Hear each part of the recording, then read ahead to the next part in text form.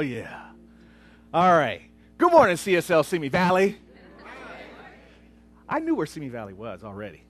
I come out here a lot. I got friends. I got friends who live over on Stoneman. I got some friends who live over on Cochran. So this is a familiar place for me. And so when Dr. Jim said, come on out and speak, I was like, yeah, cool. I'm excited about that. So I'm going to pull an audible before I get started because also all of that heart space, it just made me think about something that a healer guy named Ron Roth did when I was at North Hollywood. I was born at North Hollywood, and then I married founders, and that's how I got into the Science of Mind teaching. I'm bi. I go to 2 different churches. Careful. Not that there's anything wrong with that. So I want to invite you to close your eyes again. I'm pulling an audible. This isn't part of my talk, but it just came up. All right.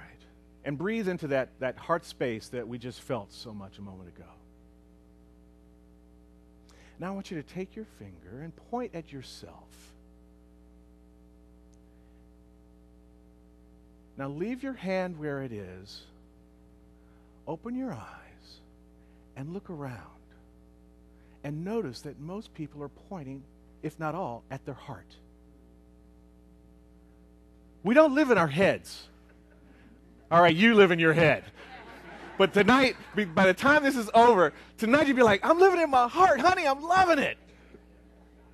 But we do, we live in our hearts.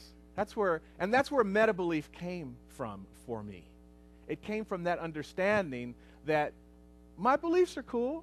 I mean, I'm down with my beliefs. It's nice to have some, but there's something different, there's something deeper that I felt called to explore.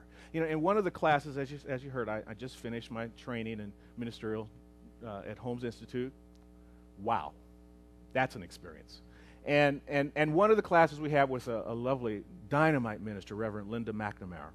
She teaches theology, and she says, develop your own personal theology around science of mind. And as I was doing that, this idea kept coming to me that, yeah, beliefs are cool, but what else is there? Because many times, I worked at the World Ministry of Prayer for 3 years. I prayed for a living every night for 4 nights a week. And I noticed that even in my own prayer work, that sometimes my prayers were not answered in the way that my treatment or my affirmations were framed. What was that? Well, it was something that was maybe a little deeper than what I was believing. And that's where this idea of meta-belief comes from. So let's just break it down a little bit. Let's start with moving. There. Break it down, we'll start with meta, okay? Now, that word, that's a prefix, and it has a lot of different meanings. The one we're most familiar with is the one that comes with beyond, because it's Aristotle wrote those treatises, and he wrote one on physics, and he wrote one that was beyond physics. Is this supposed to be pointing at some particular direction? Okay, you do. Nod. Okay, Mary, go. Okay. And then, and there's beyond. So there's beyond physics. But there's other meanings around meta. It's behind. And it also has to do with what is along with or what is among different aspects of things. It also goes along with, let me give you another one, with what comes after. And also what is, there you go, along with behind. And the last one there is what's about. Okay? Like when they do a meta-analysis, that's an analysis of analysis. It's all the analyses that go along with, you know. When you look at metadata, that's data about data, you know. Or when we look at meta-belief, that's the idea that is beyond the belief. So that's where I want to get to today. What is beyond the belief? Because what I know about science of mind, what I know about life, is that good is what we're all about. Everybody wants to feel good. Do you not want to? You want to feel good? Yeah. I mean, that's really what it's all about, right? And life is like that. And we know that. I mean, there are prisons full of people that said, well, it was a good idea at the time. Even they wanted to do good, you know? They just had a little twisted idea of what good might be. And that comes from this idea of beliefs. That comes from beliefs. And if we look at beliefs, okay, that's meta. If we look at beliefs, let's go to beliefs now. If we look at beliefs, this comes from Andrew Newberg and Mark Waldman. How many of you read Science of Mind magazine? You know they have their article in Science of Mind magazine. Mark Waldman's an incredible teacher. He teaches a class called Spirituality and the Brain. And in their book, Why We Believe What Believe, they have a scientific definition of belief. There is any perception or cognition or emotion that the brain assumes, consciously or unconsciously, to be true. That's a belief. Okay? Perception, cognition, or emotion. Emotion. The things we usually think about when we think about feelings, but we're really talking about emotions. But I'm talking about a deeper feeling, kind of a gut feeling, okay? Because perceptions can lead you astray. One of my favorite perception stories, I come from Texas, and in Texas there are two universities. There's the University of Texas, and there's A&M. The Aggies. They're not known for their smarts. Yeah, actually, they are. Well, you guys are streaming. Anybody in Texas, it goes to A&M, I'm just playing. So they got this guy, and his best friend has a dog, and he's going out of town. He says, would you take my dog? Would you take my dog for a walk every day? Take him down to the lake, go fetch with my dog. He really likes to play fetch. So he takes the dog down to the lake. He's playing fetch with the dog. He throws the dog the stick. The dog runs, he gets a stick. He comes back. He throws the stick. The dog goes out, gets a stick. He comes back. This time he throws the stick a really long way because he was afraid to let him off the leash because, he's keeping the dog.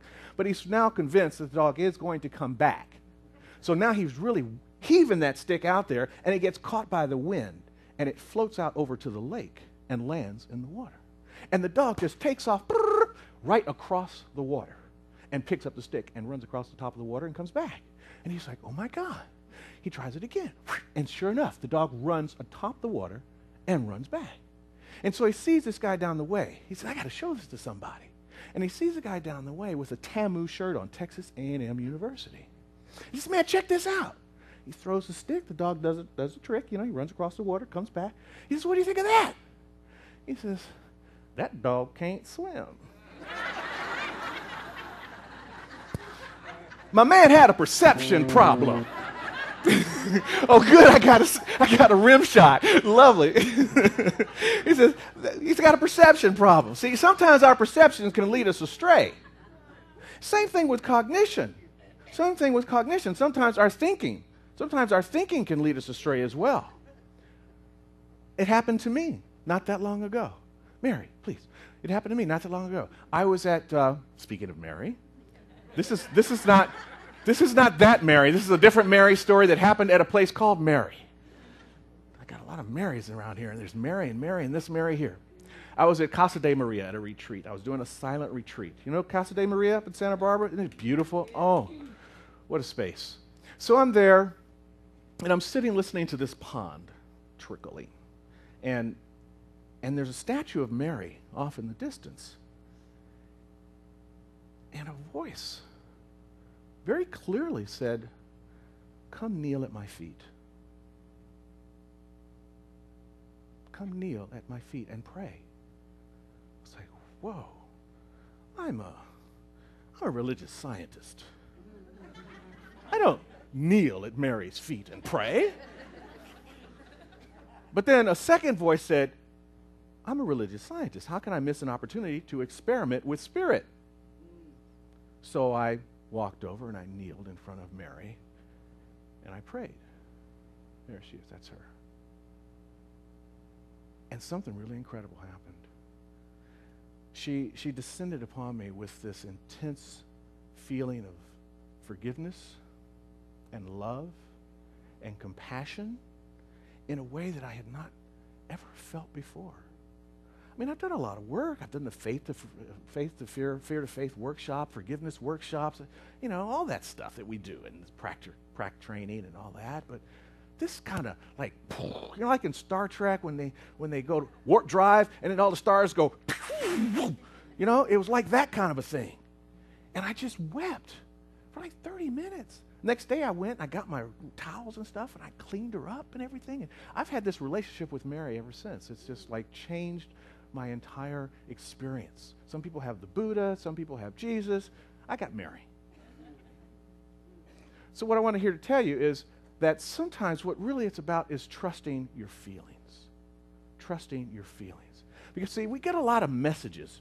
We get so many messages in the world that are trying to tell us that watch TV for 15 minutes. And I say this all the time, but it's the truth. Watch TV for 15 minutes. Your life is just messed up.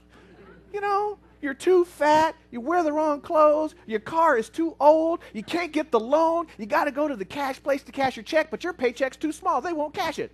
I mean, it's just really tough, the messages we get. And we come here, bless you, one Sunday a week. Well, there's only one Sunday in the week. We come here once a week, sometimes twice for Maggie's class or something like that, you know. But that's not enough to counter all the messages that we get that are blocking us from that good, that urge of goodness that is within us is trying to come out. And so that's what I want to talk to you about. I want to help you and help me, remind me as well, to get a little deeper, to go beyond what I believe and beyond the messages that I take in all the time, and find that place of that feeling tone that resonates with what is good in life, what is good about me, what is good about you, what is good about my experience, your experience of being here, why we are here in the first place. Because there's something incredible that each and every one of us is here to do. Like we have a unique fingerprint, we have a unique earth print that we are here to put upon the earth. And all these messages that we get are constantly trying to deter us and mass us into one place, you know? I mean, I was at a retreat center one time, and it was a Buddhist retreat center, and the speaker was there, and he was saying, I can't wait to get back to India where I can tell the difference in all the people. He says, even though we all wear orange robes, I can tell everybody apart, because he knew them by their personalities. But here he says, I can't tell you apart because you're all wearing like Gucci and Fila and Nike and all the marketing that we wear. It blocked his ability to see us as the individuals that we are, to see us for that feeling tone that we're here to express in our life, to see us beyond our belief systems, our BS, our belief systems. Don't get it twisted. But if you want to, it's that too. You know? Get beyond that to something deeper. How do we get beyond that? And Ernest Holmes was so on it with this. He says, we need to discover another language to use. Our founder was so incredible. We need to find another language to use, a language beyond the words we now use, or else we can never enlarge our capacities. Well, I'm here to tell you today that I believe that language that we're here to use to learn to move beyond our capacities is our feelings. It's beyond our beliefs. It's the next step. It's to move a little further. This is not a new idea. It's been around a long time. It's just that I'm trying to repackage it in a way that some of you may be able to hear this time, and next time somebody else will be able to tell you the story. But this is a little different this time. There was a movie that was on, I think it was Parenthood 2, and Steve Martin's daughter has come home with her boyfriend, she's gonna marry, and Steve Martin says, you know, honey, they're getting ready to go out. And she says, you know, honey, it's a little bit chilly out today. Maybe you might want to put a jacket on. And he goes, oh, no, Dad, I don't think I need to wear a jacket. And the boyfriend says, it is a little chilly, honey. You think so? Should I get a jacket? Sometimes different people have to tell you the same thing for you to hear it. That's where Neville Goddard comes in, 20th century New Thought writer. He wrote that faith is feeling. Faith is feeling. I really resonated with that. When I read that, I went, whoa, boom, that really jumped right out at me. Faith is feeling. And then, as I translated the word faith and put feeling in its place, something else came to mind. And that was a quote that our great teacher told us. According to your faith, be it done unto you. According to your feeling, be it done unto you. According to your feeling, be it done unto you. So how do you get to that space? And it makes so much sense. I mean, think about how many times you say, oh, he's really got a good vibe, you know? Or what's that phrase they say all so often? Trust your gut. Trust your gut. So we're taught to trust our feelings on some level, but then we're marketed a bunch of messages that tell us to not pay attention to those feelings, to move away from them, you know? So I'm just trying to say that maybe there's some time to finagle this, to look and see which one works best for you or not for you.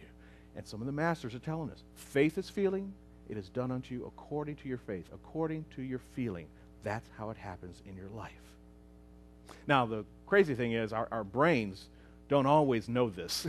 Our brains are not connected all the time to that space. I think Dr. Jim was talking about that recently, about that 18-inch journey that is so long to take, head to heart. That's, there's like a dam in between, and then there's locks that you have to travel and go let water out and go up and down. I mean, it's quite a journey. It's quite a journey. And here's some of the reasons why it's quite a journey. Let's look at the brain for a minute. That. It's one of my favorite brains. He's a great philosopher, too. I mean, come on. Homer Simpson got a lot of philosophy. One of the things that I found to be really interesting, I was reading Bruce Lipton, The Biology of Belief, and I found this one blew me away. In your brain, there's stuff going on, all the time going on, right? I mean, right now, you can see, look at my face, focus on my face, but even if you focus on my face, you can see my red shirt, you can see my jacket, my little pocket square here, and I'm sorry I overdressed. At Founders, we're just a little more formal. I thought I was dressing down. For Founders, this is relaxed. Oh, well, I feel good.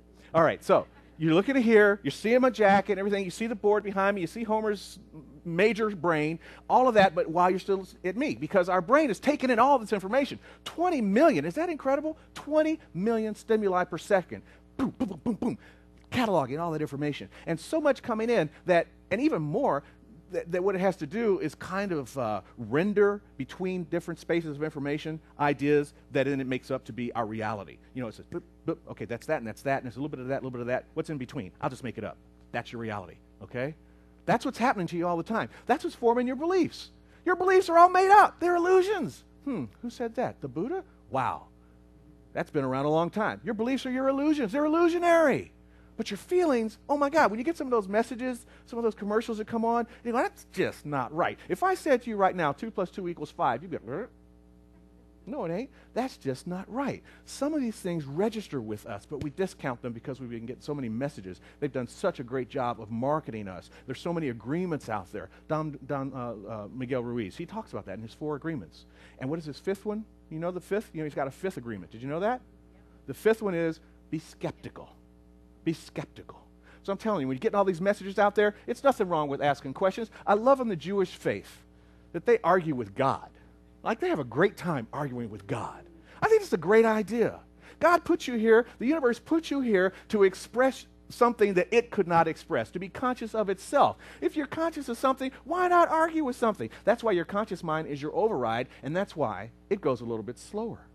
Your conscious mind is only taking in 40 stimuli in a second, okay? But it's the override. It can tell the 20 million, quiet, we got to focus on this for a minute. That's pretty cool. Now, it's also nice that you got the 20 million, because when a baseball's coming at your head, it's nice to have the 20 million working, Because if you had to wait for your conscious mind, you'd be right upside the head, So that's pretty good. But the idea here is to recognize that you can move beyond these subconscious thoughts, that you can use that conscious mind to slow things down a little bit, that you can see your feelings out picture in the world, and you can allow that to be your good, and so that you can do the good that you're here for. Because I'm really big on that, There's something within you right now that's calling to you. And I challenge you, the one that calls to you, that freaks you out the most, that scares you the most, I could never do that. That your friends, not the good ones, because the good ones will support you anywhere. Those critical ones, the ones like, really? You think you could do that? Those friends? When you get that kind of response to that calling that's right down here, that's deep in your system, that's deep in your cells, that freaks you out, that's your highest and best good. That's what brings the most joyous, wonderful experience of living to your life and to the world. That's what you're here to do and to be about.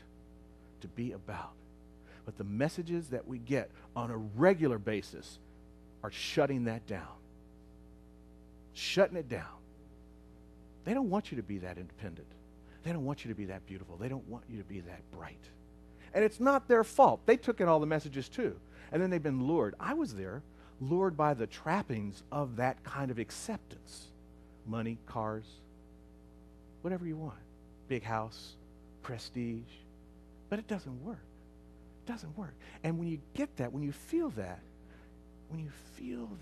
is not working, what do? It's easy. You express it. You live from it. You allow it to unfold in your life. I'm going to go back to that great philosopher Neville. I'm really turned on to him right now. I read this book called Feeling is the Secret. It's one of my favorite kind of books. It's 66 pages long. I like books like that. Only thing would have made it better was pictures. But in that book, he's got another, and check out this artist here. What's this guy's name is? Stephen Humphreys. Isn't that beautiful? Yeah. I was afraid he might be watching on the stream, so I... Copyright Stephen Humphreys. Stole your picture off the internet, dude. Yeah. Neville had this to say about how to get there, what the joy of living in your feeling. Live in the feeling of being the one you want, and that you shall be. Live in the feeling of being the one you want, and that you shall be. That has a ring to it, hasn't it? I like that. I like that. Let that sit on your heart for a minute. Now, the key is, how do you get there? And the answer is really not that hard, and it's not even that novel. There's nothing new about it. As I said, I'm not here to tell you anything new. I'm just trying to put it together in a way that some of you might catch it this week, and then some of you might be driving on Friday and go, oh, you know what Steve said makes sense all of a sudden. I call it my feeling revealing meta bundle. My feeling revealing meta bundle. It's a bundle. You know, this is a bundle you're not going to want to unbundle, because a lot of times, you go buy something. Like, I tried to get rid of my voicemail because I didn't really, all I wanted was the caller ID, but you can't separate those. You got to have the whole thing. I don't want the whole thing. I don't even want the phone anymore, but, or TV or any of that stuff. Sometimes I just want to go live in a cave. But it's boring just being by myself. I like you people, so I'm going to stick around. So, the feeling revealing meta bundle. It's really spiritual practice is what I'm talking about. Spiritual practice. This is how it works. But it's very simple, and you've heard a lot of it before. Here's some of it now. The first one of your spiritual practice is meditation. We did that already.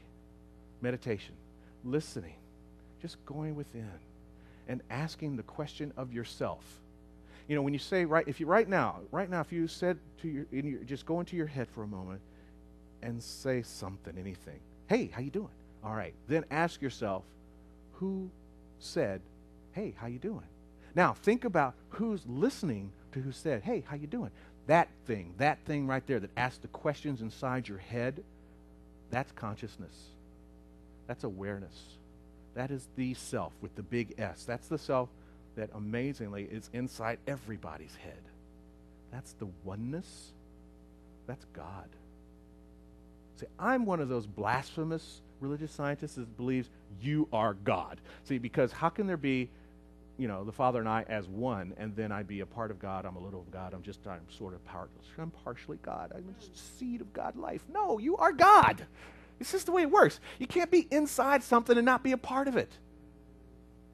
Okay? So in your head is that voice that is God. And when you go into meditation and you listen carefully, really just, tell the inner roommate, be quiet, dude, I'm listening.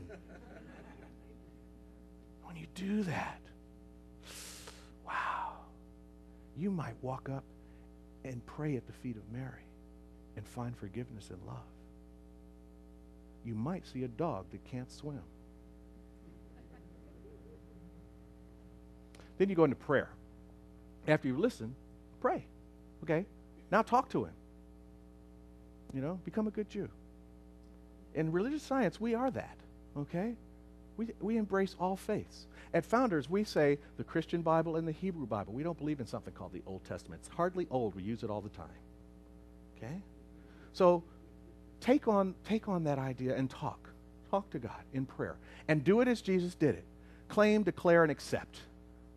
Don't be begging. It's you anyway.